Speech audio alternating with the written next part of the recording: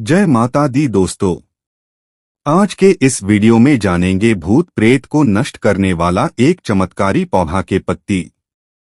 दोस्तों, इस वीडियो को ध्यान लगाकर अंत तक जरूर देखना। दोस्तों, हम उस परम सत्ता को नमन करते हैं जो इस संपूर्ण ब्रह्मांड का आधार है। हम उन समस्त देवी देवताओं, ऋषियों, मुनियों और सिद्ध पुरुषों को प्रणाम करते हैं जिन्होंने प्रकृति के गुण रहस्यों को जानकर मानवता के कल्याण का मार्ग प्रशस्त किया। यह गाथा है एक ऐसे ही दिव्य पौधे की जिसे संसार श्वेत अरंडी के नाम से जानता है। यह मात्र एक पौधा नहीं अपितु स्वयं महादेव शिव की करुणा का एक साकार स्वरूप है। प्राचीन काल में जब युगों का आरंभ हो रहा था, पृथ्वी पर मनुष्य, जीव जंतु और नाना प्रकार की वनस्पतियां अपना स्थान ले रही थी। उस समय जहां एक ओर देव धर्म की स्थापना में लगे थे, वहीं दूसरी ओर आसुरी शक्तियां, नकारात्मक ऊर्जाएं और सूक्ष्म लोकों के अनिष्टकारी तत्व भी सक्रिय थे। यह नकारात्मक शक्तियां, जिन्हें प्रेत, पिशाच और भूत कहा गया, मनुष्यों के सूक्ष्म शरीर पर आघात करती, उन्हें भयभीत करती और उनके जीवन में बाधाएं उत्पन्न करती थी। ऋषि मुनि जो घने वनों में तपस्या करते थे, वे अपनी तपस्या के बल से तो सुरक्षित थे, परंतु वे सामान्य गृहस्थों की पीड़ा से अत्यंत दुखी थे। मनुष्य को केवल शारीरिक व्याधियां ही नहीं अपितु मानसिक और आध्यात्मिक बाधाएं भी सता रही थी। विशेषकर वे आत्माएं जो अतृप्त थी या तामसिक प्रवृत्तियों की थी, वे जीवित मनुष्यों को बहुत कष्ट देती थी। ऋषियों की तपस्या और महादेव की करुणा। इस विकट समस्या का समाधान पाने हेतु समस्त बड़े ऋषि महर्षि अंगिरा, महर्षि भृगु, महर्षि अत्रि और अन्य एकत्र होकर हिमालय की एक गुप्त कंदरा में एकत्रित हुए। उन्होंने देखा कि आसुरी शक्तियां और प्रेत बाधाएं मानवता को धर्म के पथ से विचलित कर रही हैं। तब उन सभी ने मिलकर परमपिता महादेव शिव की घोर तपस्या आरंभ की। उनकी तपस्या सहस्त्रों वर्षों तक चली। वे केवल वायु और सूखे पत्तों पर निर्भर रहे। उनके तप के तेज से त्रिलोक प्रकाशित होने लगा। अंततः जगत के कल्याणकर्ता आशुतोष भगवान शिव प्रसन्न हुए। उन्होंने अपना पिनाक धनुष धारण किए हुए जटाजूट में चंद्रमा और गंगा को लिए हुए उन ऋषियों के समक्ष स्वयं को प्रकट किया। महादेव की दिव्य आभा से संपूर्ण हिमालय कांप उठा। ऋषियों ने अपनी आंखें खोली और अपने आराध्य को समक्ष पाकर दंडवत प्रणाम किया। उनकी आंखों से आनंद के अश्रु बहने लगे। भगवान शिव ने अपनी गंभीर वाणी में कहा, हे महर्षियों, हम आपकी तपस्या से अत्यंत प्रसन्न हैं। आपकी तपस्या का उद्देश्य जगत का कल्याण है। बताएं आप क्या चाहते हैं? ऋषियों ने हाथ जोड़कर विनती की, हे प्रभु, हे भूतनाथ, आप तो स्वयं भूतों के स्वामी हैं। हम देख रहे हैं कि पृथ्वी पर मनुष्य शारीरिक रोगों के साथ साथ अदृश्य बाधाओं, प्रेत और पिशाचों के भय से अत्यंत पीड़ित हैं। वे आपके द्वारा बनाए गए धर्म के मार्ग पर चल नहीं पा रहे हैं। हम चाहते हैं कि आप हमें इस कष्ट से मुक्ति का कोई सरल और अचूक उपाय प्रदान करें। एक ऐसा उपाय जो सुलभ हो और इन तामसिक शक्तियों का तुरंत नाश कर सके। श्वेत अरंडी का प्राकट्य। ऋषियों की इस कल्याणकारी मांग को सुनकर भगवान सदा शिव मुस्कुराए। वे तो करुणा के सागर हैं। उन्होंने अपनी जटा से एक छोटा सा श्वेत पुष्प निकाला। वह पुष्प कोई साधारण पुष्प नहीं था। वह उनके तप की ऊर्जा और उनकी परम सात्विक चेतना का प्रतीक था। महादेव ने उस पुष्प को अपने हाथ में लिया और उसे पृथ्वी की ओर देखा। उन्होंने कहा, हे ऋषियों, यह संपूर्ण प्रकृति मेरी ही शक्ति का अंश है। इन तामसिक शक्तियों का नाश करने के लिए मैं अपनी सात्विक ऊर्जा का एक अंश पृथ्वी को प्रदान करता हूँ। ऐसा कहकर उन्होंने वह दिव्य श्वेत पुष्प पृथ्वी पर एक पवित्र स्थान पर गिरा दिया। जिस स्थान पर वह पुष्प गिरा, वहां की भूमि में एक दिव्य कंपन हुआ और देखते ही देखते उस स्थान से एक अद्भुत पौधे का अंकुरण हुआ।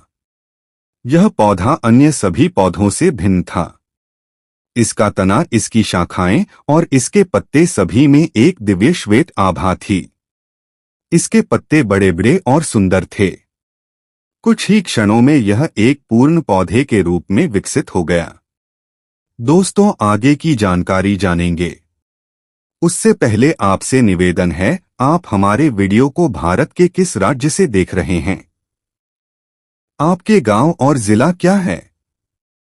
कमेंट में जरूर बताना और हमारे रविंद्र ऑफिशियल चैनल के किस जानकारी ने आपको प्रभावित किया यह भी जरूर लिखें। दोस्तों, आगे भगवान शिव ने कहा, हे ऋषियों, मेरे अंश से उत्पन्न यह पौधा श्वेत अरंडी कहलाएगा। इसका श्वेत रंग इसकी परम सात्विक प्रकृति का प्रतीक है। यह पौधा जहां भी उगेगा वहां का वातावरण शुद्ध कर देगा। यह न केवल मनुष्यों के गंभीर शारीरिक रोगों का नाश करेगा, अपितु यह मेरी चेतना का वाहक भी होगा। उन्होंने आगे कहा, इस पौधे में मेरी तांडव ऊर्जा का सूक्ष्म अंश और मेरी तपस्या की शांति दोनों ही विद्यमान है। इसकी गंध, इसका स्पर्श और इसका प्रत्येक अंश इन अदृश्य तामसिक शक्तियों के लिए मेरे त्रिशूल के समान होगा। यह पौधा भूतों, प्रेतों और पिशाचों का काल बनेगा। सभी ऋषियों ने उस दिव्य पौधे को प्रणाम किया। भगवान धन्वंतरी ने भी, जो वहीं सूक्ष्म रूप में उपस्थित थे, इस पौधे को प्रणाम किया और इसे आयुर्वेद के सर्वश्रेष्ठ औषधीय पौधों में स्थान दिया। इस प्रकार मानवता के कल्याण के लिए स्वयं महादेव की करुणा से सफेद अरंडी अर्थात श्वेत अरंडी की उत्पत्ति हुई। यह पौधा आज भी पृथ्वी पर भगवान शिव के उस वरदान का प्रतीक बनकर खड़ा है। द्वितीय खंड, पत्ती मसलकर सूंघाने मात्र से भूत प्रेत पलायन, नकारात्मक ऊर्जा और प्रेत बाधा का विज्ञान। इससे पहले कि हम श्वेत अरंडी के प्रभाव को समझें, यह जानना आवश्यक है कि यह नकारात्मक ऊर्जा और प्रेत बाधाएं क्या हैं और यह कैसे कार्य करती हैं। यह ब्रह्मांड ऊर्जा के दो मूल स्तंभों पर खड़ा है, सात्विक ऊर्जा और तामसिक ऊर्जा। सात्विक ऊर्जा वह है जो प्रकाश, पवित्रता, ज्ञान, निर्माण और दिव्यता की ओर ले जाती है। सूर्य का प्रकाश, यज्ञ की अग्नि, पवित्र मंत्रों का जाप और शुद्ध विचार, यह सब सात्विक ऊर्जा के स्रोत हैं। इसके विपरीत तामसिक ऊर्जा अंधकार, अज्ञान, अपवित्रता, विनाश और पतन की ओर ले जाती है।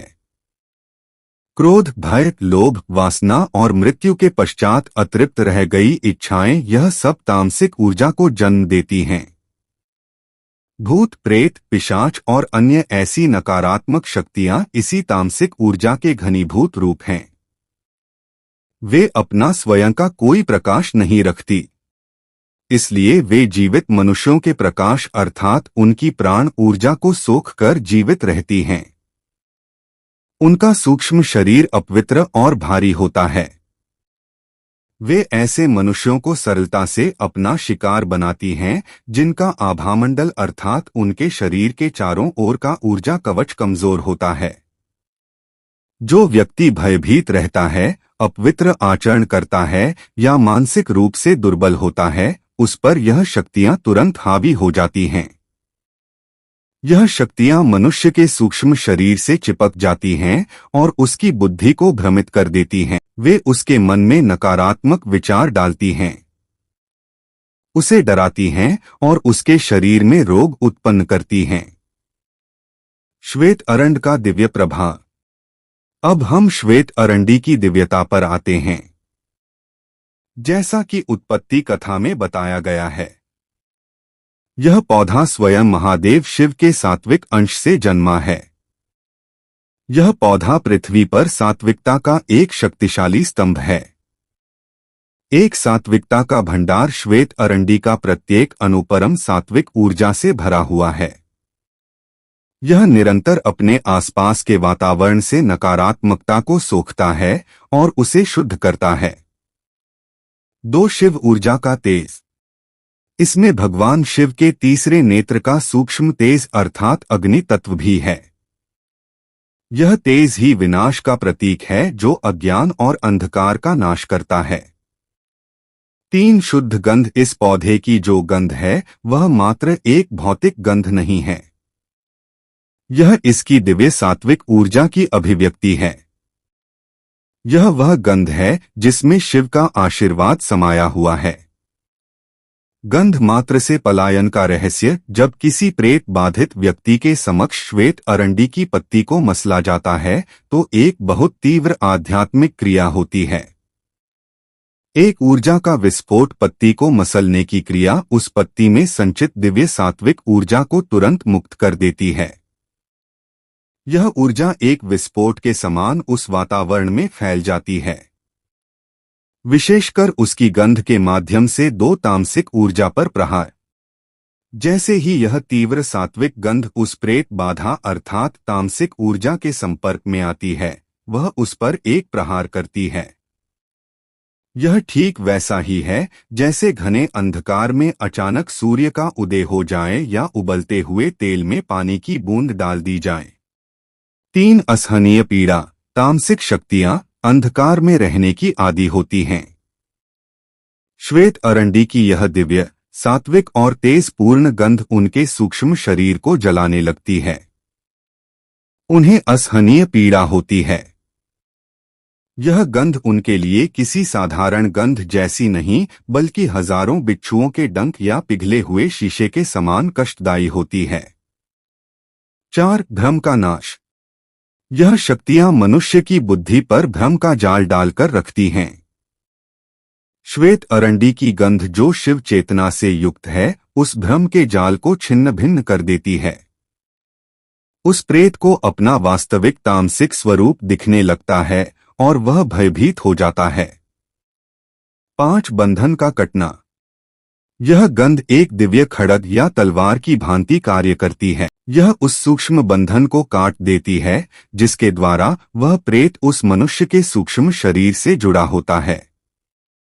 6. पलायन। जब उस तामसिक शक्ति को असहनीय पीड़ा होती है, उसका भ्रम टूट जाता है और उसका बंधन कट जाता है तो उसके पास एक ही मार्ग बचता है। पलायन। वह उस स्थान को उस शरीर को तुरंत छोड़कर भागने के लिए विवश हो जाती है। वह उस प्रकाश और तेज को सहन नहीं कर पाती। पति को मसलकर सुघाना मात्र ही उस प्रेत आत्मा के लिए महादेव के त्रिशूल का आह्वान बन जाता है। प्रयोग की संक्षिप्त विधि और उपसंहार। इस दिव्य पौधे का प्रयोग अत्यंत श्रद्धा और पवित्रता के साथ किया जाना चाहिए। साधक को चाहिए कि वह एक शुद्ध श्वेत अरंडी के पौधे का चयन करें। स्नान करने के पश्चात ओम नमः शिवाय मंत्र का जाप करते हुए पौधे से क्षमा मांगकर उसका एक पत्ता तोड़ लें। जब कोई व्यक्ति प्रेत बाधा से पीड़ित दिखे तो उस पत्ते को अपने दाहिने हाथ में लेकर पुनः मंत्र का जाप करते हुए उसे मसल देना चाहिए।